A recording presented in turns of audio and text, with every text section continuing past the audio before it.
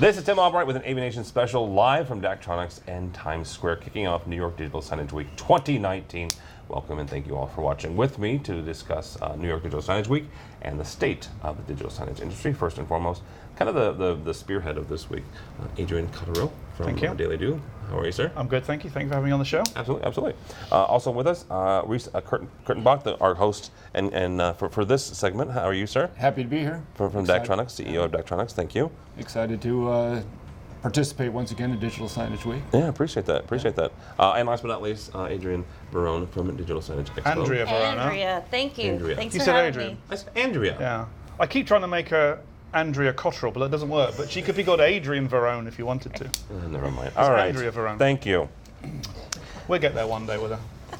Adrian's been correcting my grammar today. Or That's what put you off, probably, wasn't it? At least my names. All right. First thing.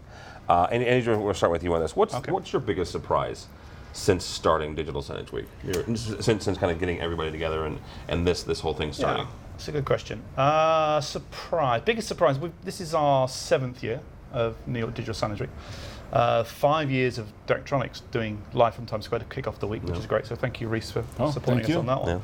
Yeah. The biggest surprise has to be the growth, because we started off 3 years ago with just 3 events: the NEC Showcase, the DPAA Video Everywhere Summit, and our investor conference. And that was 3 events, and now 7 years later we're at 40 events. So that has to be the biggest surprise. I guess also the fact that we've convinced the major players in the industry to do something during the week. So last year, the folks at Daktronics celebrated their 50th anniversary here in Times Square at the R Lounge. The year before that, Scala celebrated their 30th anniversary. And this year on Wednesday, YCD Multimedia are celebrating their 20th anniversary. So I think they're the 2 biggest surprises. What do you attribute that growth from 3 to 40 events? I think we're lucky that it's the time of year, October. There's not a glut of trade shows. You're in the middle between, you've got, I suppose DSC is probably 6 months away, maybe less, but you're halfway between one DSC and the next DSC. Infocom, which is a big AV show but doesn't really cover digital signage particularly well, was long gone back in July. So there's nothing really here in time for the holiday season, I guess. So that's good timing. I think there's enough people in New York with offices and installations to show off things. So again, whether it be Daktronics or any other LED company, you come to Times Square and there's loads of things you can show potential clients and prospective clients and customers in general. So it's just a good time of the year to get together, I think. Reese, Adrian made a good point here. This is a good place to bring your customers, to bring your clients. We've said this almost for every year in the 5 years we've done this. We're in the middle of Times Square, but we're also in the middle of a Daktronics showroom. The Times Square, for sure. How do you get folks to, or is it an easy sell? Hey, come to New York for a couple of days. We'll show you around. And we'll show you what we can do. Certainly, Daktronics, the crossroads of the world, Times Square. So it's been a great area for us to participate in. We've had the office right here in Times Square for a number of years. We have a lot of product in Times Square, but from North 50th, 55th, all the way down past Madison Square Gardens, we have a number of installs, plus outside in the surrounding area. Of course, we have a huge sports presence, as well as traffic, transportation presence, and you can see all of that within a 20-minute drive of the Times Square area here. So yeah, it's a huge showcase for us, and it's been great to have an office here, and we regularly have clients that come through and visit and want to see what's happening in New York. Yeah, one of the things, and we've mentioned this, directly behind us is a significant Daktronics display. When we came here 5 years ago and we watched kind of the evolution, different clients have taken over. I was talking with you guys earlier. Netflix has seemed to take over that one for the last 2 years now, which I find interesting, the fact that a streaming service has taken over from, if I'm not mistaken, Ford and for Revlon. Are you guys seeing more movement into the streaming and the wars there, as opposed to traditional, let's say, digital signage customers or clients? Yeah, outside of whatever type of signage you're going to, the content that's being driven to that, there's a huge shift going on there. You've got all these different studios and streaming services, and the wire itself, who manages the bandwidth to the location. All of that is changing and developing rapidly, and who will win that? I'm not sure. I'm here to prognosticate on that. But Netflix is going to be a powerhouse in that business, or at least they're putting a real stake into that business. Yeah, absolutely. Andrea, when it comes to shows like this is not a traditional trade show. I told folks before, the thing I like about this is kind of federated. Adrian mentioned the fact that there are 40 events. Some of them are put on by the same people, but a lot of them aren't. So you're looking at, let's say, would it be fair to say, Adrian, 30 people, 30 organizations putting together events, 35 organizations? Yeah, probably about 30. Okay, so 30 different folks, they all kind of gather together in here. Compare that to a traditional trade show like DSC. What are the benefits of each? I think the biggest difference DSC, you're going to see a lot of buyers from a lot of different categories, and then you're all in one house, in the convention center, setting up big trade booths. But here, everyone's kind of in their natural habitat, seeing live installations, and I think it's also a great opportunity for vendors to get together, which there's not a whole lot of time at DSC for vendors to, and everybody in this business works together and has such strong partnerships, but they're mostly showing off everything at DSC to try to pick up some end user leads. Whereas here, there's so much more time to collaborate with your partners, and I think it's great, as Adrian said, that it's kind of a halfway point. So, within the full year cycle, you've got these two great events that are heavily focused on digital signage. So. I think that's a very good point. We often forget about the exhibitors. You remember a couple of years ago, we tried to do a small thing at the beginning of DSC for the exhibitors. Yep. Andrea and Chris Gibbs were worried that the exhibitors weren't getting training or weren't getting enough update on trends that are coming on the industry, and we put together an event which started very early in the morning at 7 o'clock for the exhibitors, such that they could come and listen to somebody talk about the trends in the industry. When you're an exhibitor at a show, I always feel I feel bad if I go to DSC and I'm with Peerless AV and I'm trying to talk to Brian McClemmons. He's got customers to talk to. He doesn't want to talk to me. He wants to talk to people who might buy his product, and it's the same with all of your exhibitors. Right. This here, you get a chance to speak to those exhibitors, and those exhibitors get a chance to speak to the press, I think, in a good way. People like yourself and myself, and all the other press journalists who are here, and the other exhibitors, the other vendors, which I think is quite unique. Yeah. Yeah, absolutely. Will you talk about that for a second, about being able to meet with your not just your clients, but also your potential partners? We're going to have Brian McClemmons here in a few minutes from Peerless AV, right?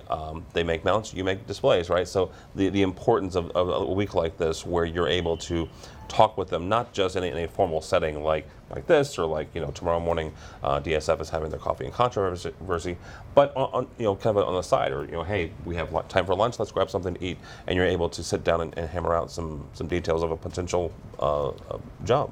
Yeah, whether it's DSC or Digital Signage Week, there's always a chance to meet with not just your clients or potential customers, but other potential partners, vendors, quasi-competitors, as well as other just industry influencers.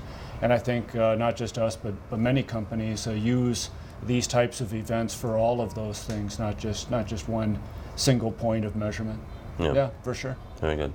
Adrian, you mentioned the fact of showing and kind of talking with the exhibitors about what the latest and greatest is in the industry. So what is your sense right now? Where are we at? Trends generally, or what we're seeing in the week? Trends generally. Well, you're all going to think I'm saying this because I'm sitting in the Daktronics office, but because LED is the big thing. It's been the big thing for many years now, but it's getting bigger and bigger. Okay. I think when we're in London, I know you and I were together in London last week. We didn't have a chance to see the new Microsoft store, but this is a big retail store put together by YCD, having the 20th party this week at the other Microsoft store. It's one of the first stores in the whole world that's LED everywhere. I mean, every wall, every column is LED. The quality is good enough, the price is good enough to do that. So many years ago, we worked with people who were talking about digital drywall or electronic wallpaper. It's become that clever now. You're looking at all of the traditional display manufacturers. I can't mention them by name, of course, but all the display manufacturers who sell LCD are struggling. They're not selling LCD video walls anymore, because you may as well buy an LED product, which is probably the same price, maybe a little bit more expensive, but it's easy to manufacture. There's no seams, much easier to put up. So LED is an amazing trend. People have always thought of this, I always gone about Chinese LED, but and that's always a bad thing in my perspective most of the time. But no, the LED is getting better, and it's becoming the norm now. I think so. LCD is dying. you'll see LCD is dying in as far as in a a video fixed- wall stuff. Well, for as, sure. as a fixed, multi display configuration. I think so. Do you think there's a chance to where it migrates into what LED is now? No. Okay. No, because you're always going to have seams. I think the thing is somehow It's the seams there's a zeitgeist somewhere, and people have been working with architects and designers and landlords for a while now. And architects and designers, when they come to places like Times Square, when they go to Vegas, they see things and they all think, oh, I could do that. And they think, I could make a wall from LED, I could make a table from LED, I could make it move. And they're all looking at doing that now. And it's like the genie's out the bottle. That's never going to stop. You're never going to make furniture or floors out of LCD. You will make them out of LED. Never. No, Okay, you can't. I'm, You can't do that. I'm writing You this can't. down It's glass. because You if can't it do it. ever happens again, I'm can't do it. calling you Yeah, up you and can't do saying it. you were You can't do it. wrong this one time. You can't do it. No. So LEDs, I mean, LED will improve, and there's all things that I don't understand about LED, about how it's toughened and all the bits and pieces all the Daktronics experts can talk about. But it's just getting better and better and better, higher quality and cheaper. So that's the genie out of the bottle. All right. Andrea. Sorry. No, that's right. Same kind of. I had to get the Chinese thing in, didn't I? I know you did. I just think the digital out-of-home aspect of this is really growing in leaps and bounds, and we've actually added a pavilion on our show floor for next year. It's going to be called the Do Marketplace, so we can really showcase some of these auxiliary technologies that are, now becoming so popular, like programmatic buying and such. There's so many companies popping up left and right, so we're going to create a space for those folks to showcase their wares as well. So that's been something that's, I think, has grown a lot this year. Something else that I'll add to that, and we'll get to Reese in a second on this, but Adrian mentioned the fact that the LED is giving us a little bit more flexibility and a little bit more creativity. Something you guys have talked to the dealers and to the integrators at DSE is a creativity, right? Is partnering with or developing within the capability to create the creatives, right? To make sure that not only are you either partnering with somebody really well or that does this really well, or you're developing within, but being able to create the art that goes on these displays today and tomorrow, right? Day one and day two. To be able to keep continually cranking out the creatives. For sure. We're trying to really beef up our integrator tracks this year for the show. So keep a look on registration opening. There's going to be a lot of cool stuff for integrators to come check out. That's the one good thing that the Digital Signage Federation should do, of course, which is education. And that's funded in part, set up by DSE. The DSF stuff, the education stuff is second to none. There's no other industry association that does education for the industry like the DSF. And that's creative content, technical standards, all sorts of things. So that helps drive the market for sure. Very cool. Reese, where do you see the market?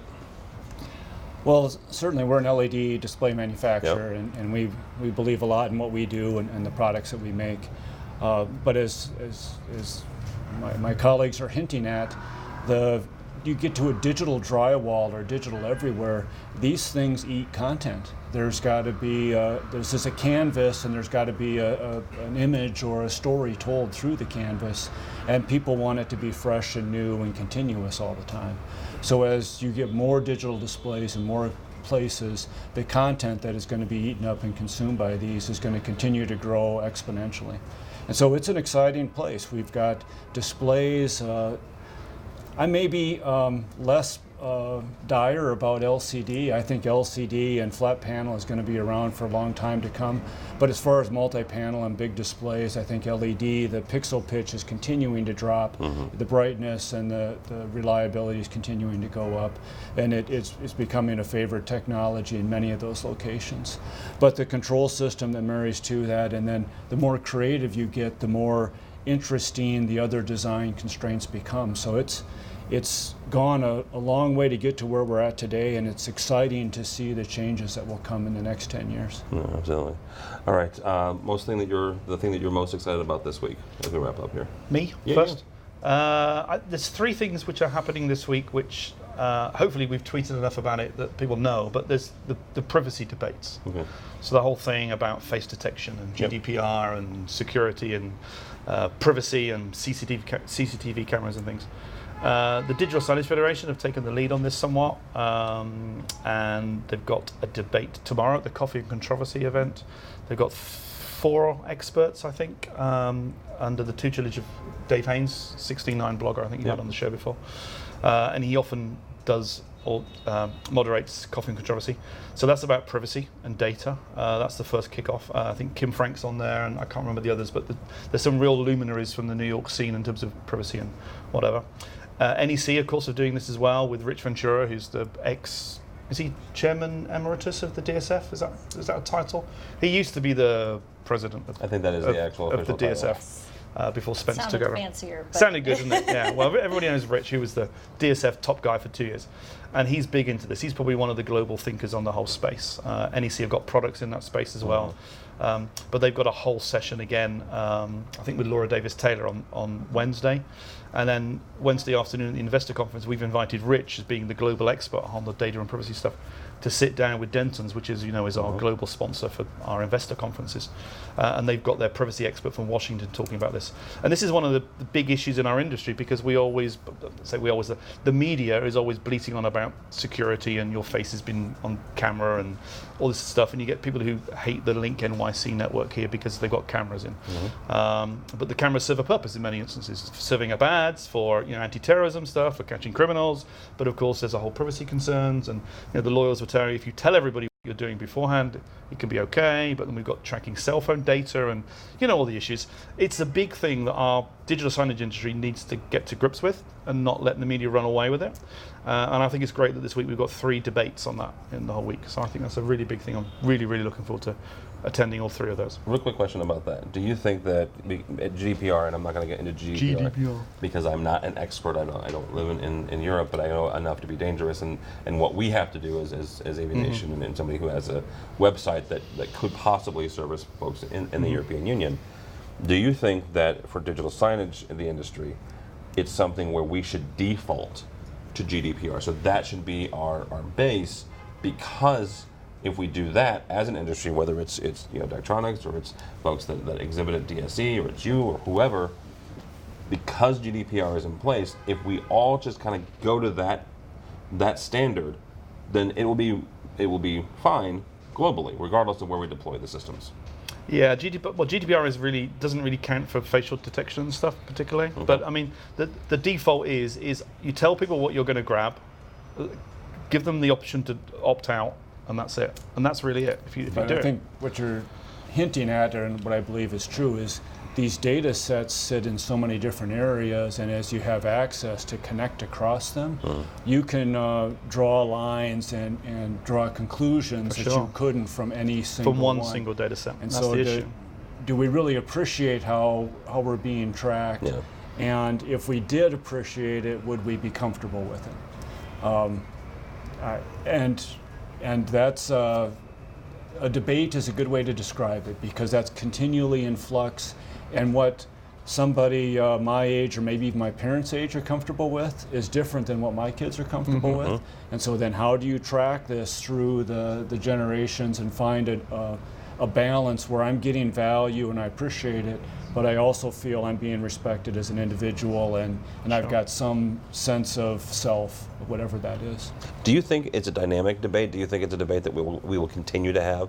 Like we'll come to an agreement for a year or two, and then as generations change or ideals change or sensibilities change, another group of people are going to come up and say, wait a minute, I'm kind of okay with this now, or I'm not, right? It goes the other way, like I'm totally not okay with this. Let's take a turn down another rabbit hole. They're working on implantables. Yeah. So then this stuff would be implanted in you, it would become part of you, it's always there. What does privacy mean at that level? So yes, it's going to continue to be a debate, and there won't be a steady spot. It's going to be continually revisited as technology continues to go up and down. So here I am prognosticating about a technology. There you go. I love it. But yet I believe that's where the direction all this is headed. All right, very good.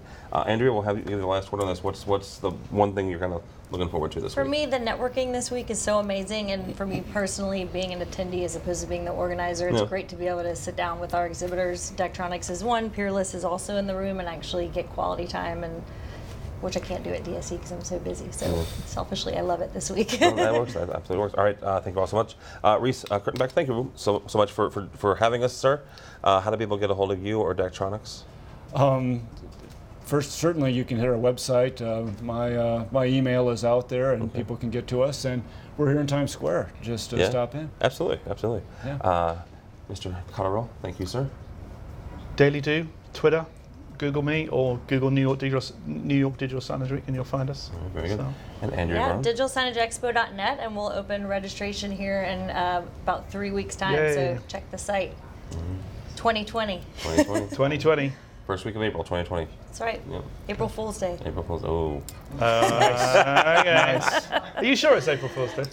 it Maybe, is. maybe not. We All might right. we might open, we might not. We will let these Don't folks say go that. and get the next group of folks up here in about 2 seconds. Okay, part 2 of our live from New York Digital Signage Week and Daktronics in Times Square. To my left, my buddy Will Amos from Diversified. How are you, sir? Doing well. Thanks for having me. Absolutely, absolutely. We talked about Mr. Brian McClymonds while he wasn't on I camera. know, I can't believe that. From Peerless AV. How are you? I'm doing great. Good. And Mr. Randy, thank you so much, also from Daktronics. So thanks for letting us have your space again. Good to see everybody again this year. Yeah. I'm going to actually start with you. Reese mentioned the fact that you guys have been in Times Square for a number of years. Yes. Right. I asked Adrian this question. What's been your biggest surprise of the growth of New York Digital Signage Week? Well, I think it was touched on before. Anything that starts at a small level and then blows up, that's surprising in itself. Not any statement on the quality of it. Yeah. It has grown for a reason. So it's certainly proven to be something that people are enjoying, getting value from. So it really should be no surprise. It's a good event. Yeah. Yeah. Brian, we talked a little bit about the Coffee and Controversy. I remember the first one was in the basement of Guy Fieri's Guy Fieri's, yes. restaurant. Just Great directly- food. Great Yeah, food. great Great food, food. great But it was in the basement. Not good audio, Not but great great food. audio. And that event itself, I'll point to that event as kind of like a bellwether for the entire week, because again, basement of a restaurant, early mornings, which again was very different than normal, usually afternoons or evening events, but it has grown. The last 2 or 3 years, it's been at Google's headquarters. Fantastic facility. This year, it's in Microsoft. Again, great Another facility. great facility. So talk about the evolution of that event and kind of how it's mirrored the growth of Digital Signage Week. Yeah, it really has. I mean, obviously, with Adrian's daily, investor conference that is kind of partnered alongside with NEC's showcase over the years.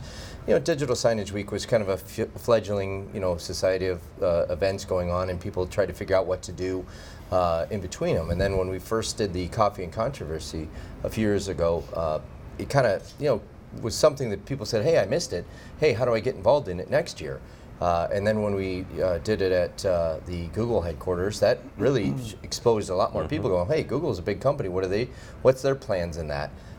And now we've decided to move it on to another large technology company, Microsoft, which isn't a small player in the space. And it's already sold out. So, I mean, if you don't already have your registration in there, and if your name isn't Tim Albright, I can get you in. But for all Don't those tell others, people that. it will be filmed, and it will be broadcast on Digital Signage Federation's website. But the information that we cover in there is actually really relevant and to the industry right now. Yeah, absolutely. It is. And Adrian mentioned the fact that we're going to cover privacy, which we'll get to in a second, and ask you guys kind of what your feelings on that. Will, same kind of question. You're in New York, right? You're part of the Diversified group that's here in New York. When all these folks, come into your town, what's it like being able to network suddenly with folks like the folks in Daktronics, or Brian's in Chicago, I'm in St. Louis, Yeah. the folks from Daily Do are in London, all of us come into town. Convenient. Okay. No, I've really, lucky enough to live here in the city, but I've been coming to New York Digital Signage Week for, as long as it's been going on back when I was in Atlanta, and it's just great having everybody in town. One of the things I really enjoy about this week is being able to catch up with everyone. The events going on are always fun, but it's just, getting back in front of people. I love the new showcases. It used to be really kind of events based, and now they have really kind of small trade shows, right? And so you're really able to showcase a lot and see a lot. And for me, it's just great to see the people as well. Yeah, very cool, really and quite convenient. So, and for us that aren't here, it's convenient for us too. So, yeah, exactly. Randy, we'll mention the fact that there are several kind of small independent trade shows. That is, I said it before, that is one of the things I like about this. This is a federated week, right? Where you guys can do an event, Will can do an event, Brian can do it. We all can kind of do our own thing, but everybody's in town. Right. Talk about the connections and the opportunities to network here, not just at your own event, but when you go to other people's events as well. Yeah, it's this week is really, it's kind of untethered. It's not like a regular trade show where you feel kind of boxed in. Everybody's kind of moving around. Well, and you're in a booth, right? Yeah, right. yeah. So it's got a kind of untethered feel about it. It's a good way to get out of your daily.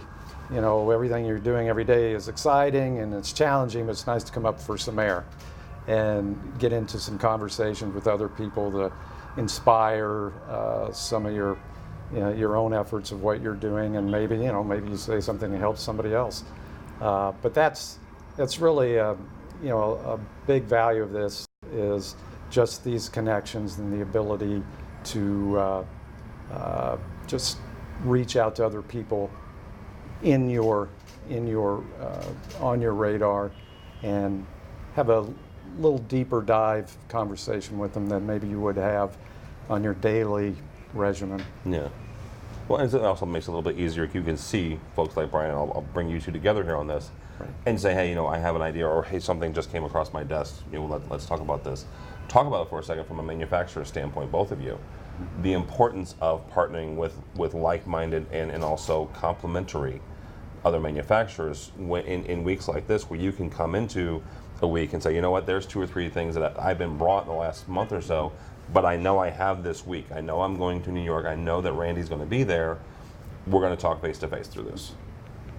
Does that make sense, or is that something? Yeah, no, that is actually something we do every year at this show with partners, because this is our fashion week in a sense. Digital Signage Week, comes together. You get end users, you get integrators, software companies, hardware companies, and you meet at networking events and you start talking about what you might be able to do at other areas outside of New York.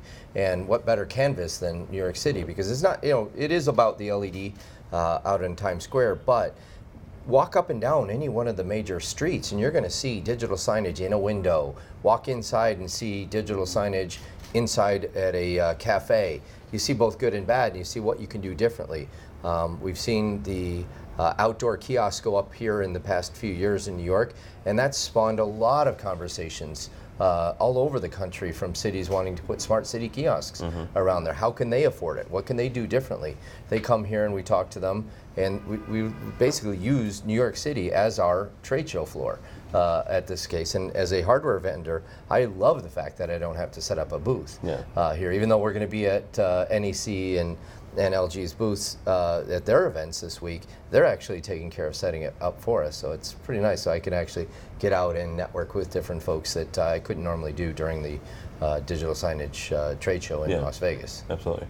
Randy, same question. I think the innovation that's taking place in the LED space and the applications for our product are so exploding that having conversations with others spurs the innovation. Everything's changing. Everything's in flux, and so you have to work with partners to achieve some of these goals that people are imagining and using. Selfishly speaking, our type of product. It's a creative explosion. So you're having to find new ways to solve problems and create solutions. So a lot of times it takes a lot of partners. Yeah. Absolutely. Will, you and I have talked about this before, and Adrian brought this up, the explosion of LED, and that as a canvas, and the digital wallpaper, I think is what the term he used. You and I have talked about the different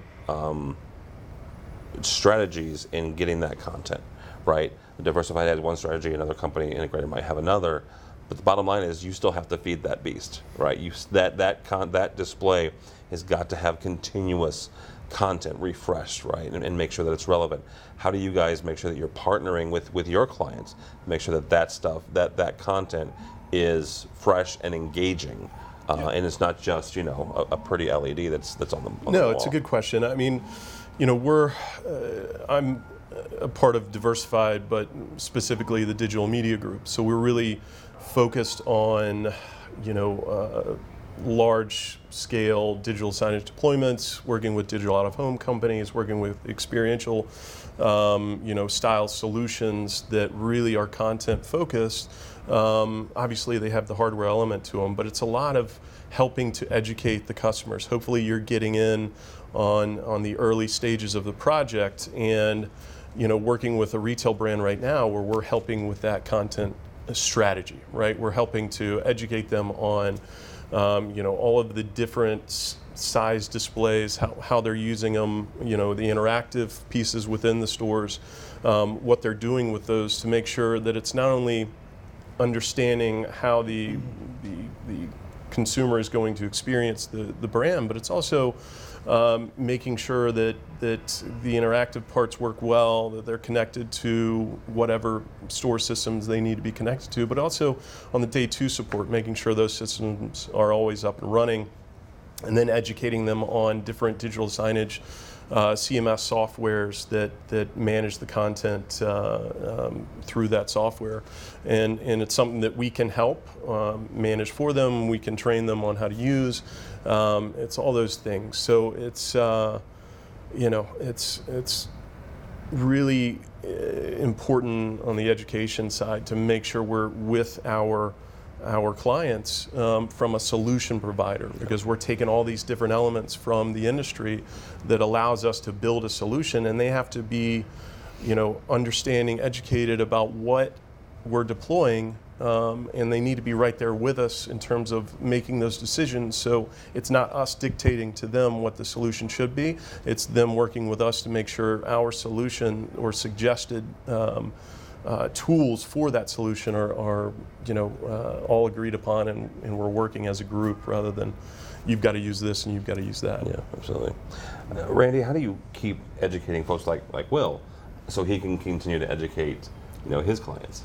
Well, it's that's just part of the daily activity of working with people like Will on projects, really. I think because the industry is moving so quickly, and our products are developing, and innovation is happening quickly. It just has to be real time as we work with people.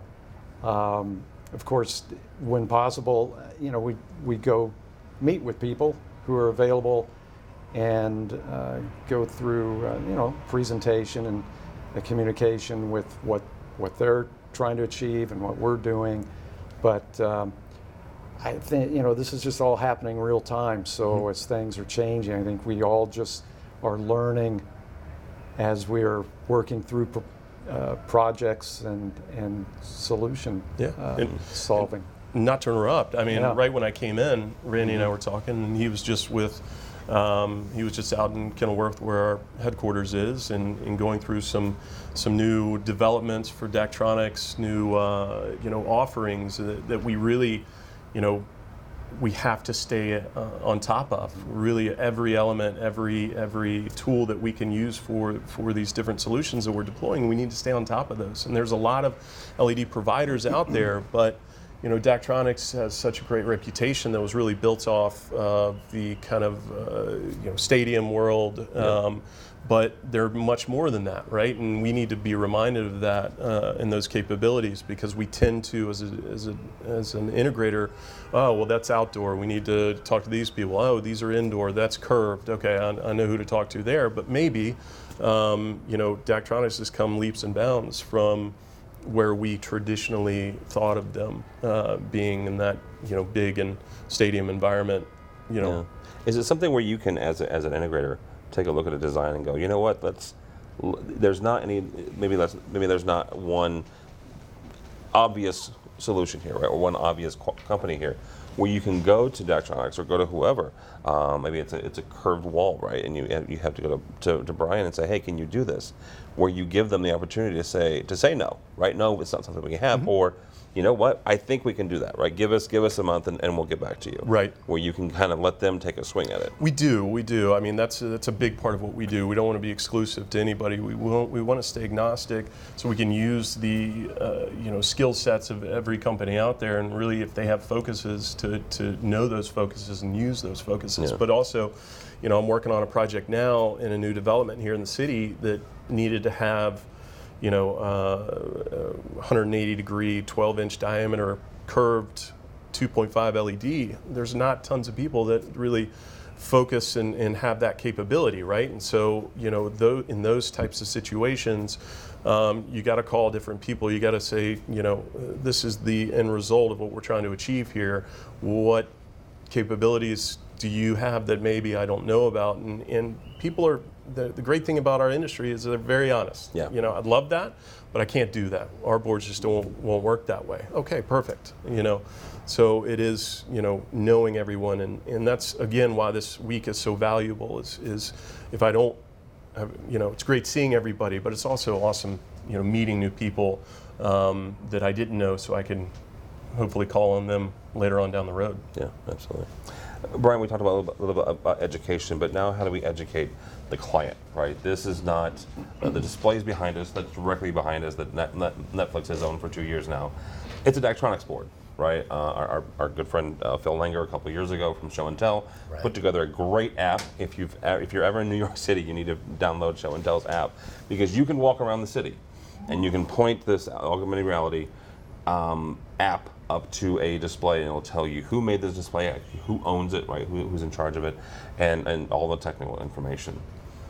This is not an inexpensive proposition, right? Designing it and deploying it and developing the content for it.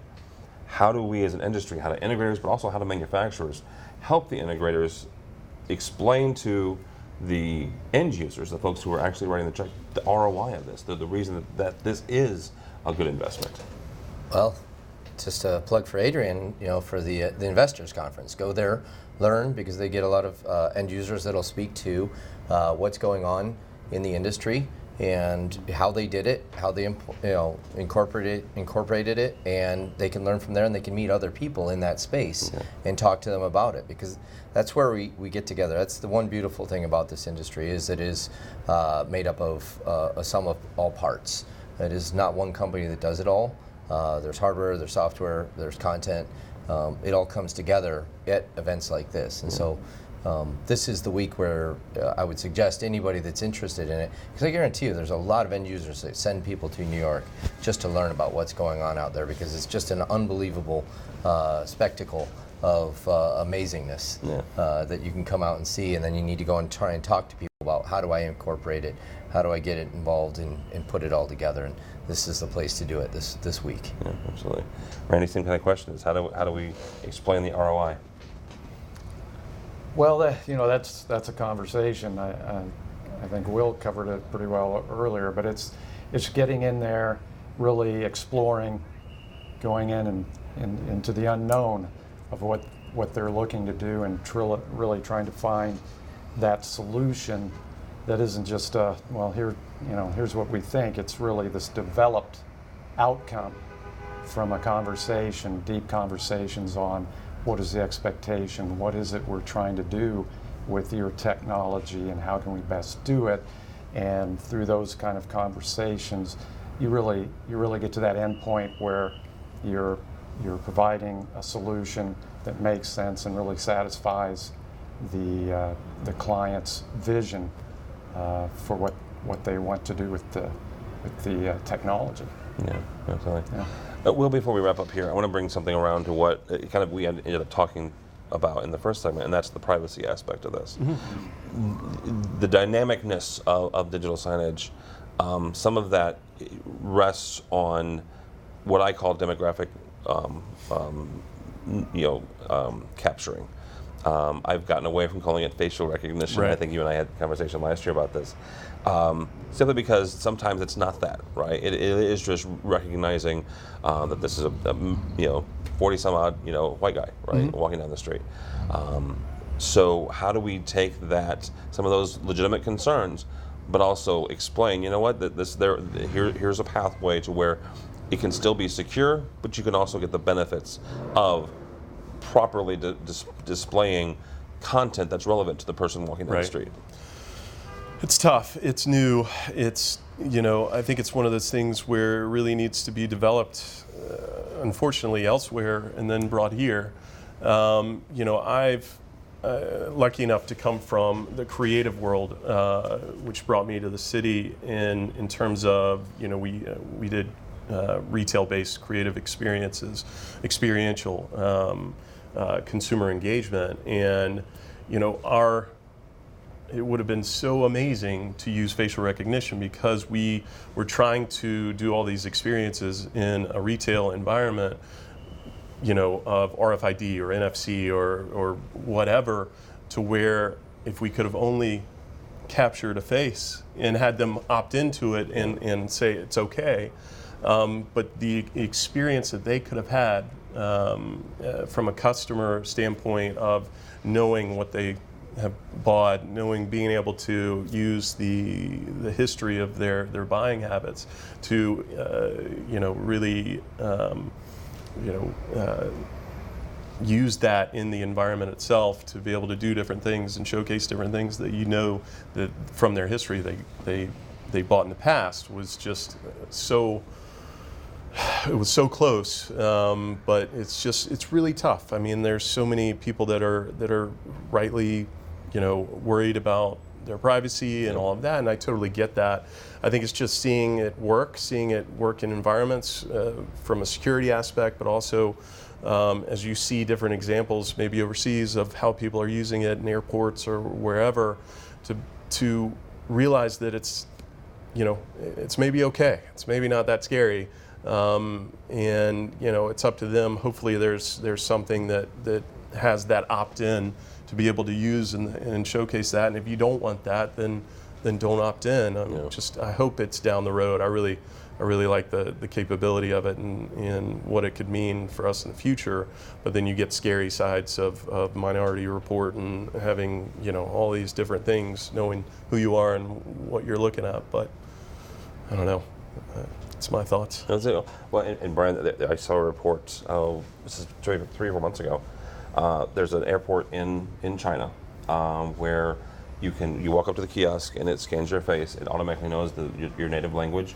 It knows your pass. It knows your boarding pass, and it presents to you directions to get to your gate in your native language, right? So there's a positive, right? It's a helpful thing to do. But it required knowing who I was, right? Now, at this point in life, if you've ever flown internationally, you understand that the airline that you fly with, that require your passport, right? They have to know your passport, your number, as well as the picture that's in your passport. They have your face. You're opting in at that point, right? So that is could be a natural progression, right? As opposed to a Minority Report where Brian McClymans is walking down the street and they're presenting him with Chicago Bears gear because they know he's a Bears fan, right? How do we kind of tread that line here, but also make sure that the clients are happy and then their clients are not feeling overwhelmed? Yeah, it's hard because it's got to be self-policed in a sense. But I mean, right now, everybody gives up a lot of their information on their cell phones, way more than they're giving up by walking down the street in Times Square. Right. And it's how it's being used. And I think that one of the things that the Digital Signage Federation is doing is trying to educate. We're actually working with other partners out in the outdoor and digital signage space to make sure that we have a commonality of what is expected, what is something that you should do, and we should shame the people that are doing it wrong and going too far down, because they're actually hurting us all. We want to help grow the industry, and so getting involved with the Digital Signage Federation and other associations to try and make sure that we go the right path towards that, because again, like Will said, technology actually is a really good thing as long as it can be done to enhance your experience, because we're human nature. We're human beings that love experiences, and the better that somebody makes it, the more excited we are to be associated with that brand. I mean, just look at the new millennials coming up. I mean, everything they do is electronic and taking pictures and video. It's there, and they're not afraid. Yeah, right. They aren't. I think there's a lot of talk. If you think about it, if you asked me if I was, how do I feel about something privacy, I'd say I'm concerned. But then when you show me all these things that I've given up already, I'm like, oh, really? But I like that. And so I'm okay with it. I mean, the amount of information that Google knows about where I've traveled all over the country is kind of scary. And then it isn't just them that know that. And it's just how they use it, and they do it right. It's just don't, overstep. That's kind of how I see it. Yeah. It is. Yeah, it is. All right, Randy, as we wrap up here, unless you want to talk about security. No, just these two covered it well. I'd just say, as long as you have control over your anonymity, if you wish, and opt in and out. And I think overall, I think it'll get figured out. It's really a very early stage if you think, it's all this AI and development. I mean, we're talking a period of 20 years since we've had a phone like that now. So I think it'll take time, and a lot of good, smart, intelligent people will figure it out, and I think for the good. I think it'll end up for the good. There's always going to be some knuckleheads out there trying to do something bad, but I think the balance, it'll get worked out, and it'll be a force for good. Yeah, absolutely. Will, as we wrap up here, what is the one or two things you're looking forward to this week? Seeing everybody, like everybody here, and the events. You know me. It's hard for me to pass up a free drink, but just love seeing everybody. Love everybody's in town, and trying to see some new things, and keep educating myself on all the new developments that our industry constantly puts forth. Yeah. And Coffee and Controversy with fellow Digital Signage Federation members, it's always a good time. All right, very good. Randy, what are you looking forward to this week? I think it's just kind of the same. I mean, it's really the opportunity to get out and see people and have interesting conversations, get you out of your just day in, day out, head down going 100 miles an hour, and come up for some fresh air and some ideas and maybe some innovation and some new partnerships. Very good. Mr. McClemens? So outside of the networking events, I love to be just a consumer myself, and I kind of want to go see if I can get Will to give me a personal tour of Hudson Yards, because that's the newest and latest here in New York City. And I mean, even my Uber driver was telling me that he's like, you got to get over there, you got to see that. And he's like, and he even told me like a secret spot that I have to have dinner at, a small little Spanish place there that I have to check out. There'll be some really cool stuff to see come March. Oh, it's not there yet. Well, the cool stuff's not there yet. Need a hard hat still. Well, there you go. He can probably get you a hard hat though. I think maybe. Yeah. I think there's two back here. Yeah. Maybe Daktronics will loan us a couple. All right. Randy, Andy, thank you, sir. Thank you Thanks very for much. hosting us in your office. How do people get a hold of you or Daktronics? Through our toll-free number in Brookings, and they can route it, or RANTES at Daktronics.com. All right, very good. I said this on AV Week this last week because I was in London. Went to Tottenham Hotspur Stadium to see the Bears and the Raiders a week ago, and a lot of Daktronics gear in that stadium. So yeah. It's a beautiful thing. It was a beautiful venue. It was a cruddy game as a Bears fan. You had to bring that up, didn't you? I did have to, yes. Mr. McClyman, speaking of Bears fans. You had no control over that. How do people get a hold of you or Fearless The AV? Bears should not be allowed to play on national television ever again. I don't believe they just that. Constantly, I want them to play that. on their normal Sunday 12 o'clock games. I would agree with that. Yeah, you can find me at our fantastic brand new website, New, yep. Peerless-AV. You can find us on there. It's the best. All right, very good. And DSF. And the DSF board. All yes. Right, very good. Mr. Will, thank you, sir. Yeah, thank you. Also DSF board, and be a member if you're not already, and diversifiedus.com is where you find us. All right, very good. Thank you so much for joining us. Thank you again to Daktronics for hosting us here. For us, for AVNation, go by the website, AVNation.tv. That's AVNation.tv. You'll find this program and a host of others. We're also going to be here all week, so check out our special New York Digital Signage Week section on the website. All that and more at AVNation.tv. That's AVNation.tv. The network for the AV industry. What are you listening to? This is AV. This is AVNation. This is AVNation.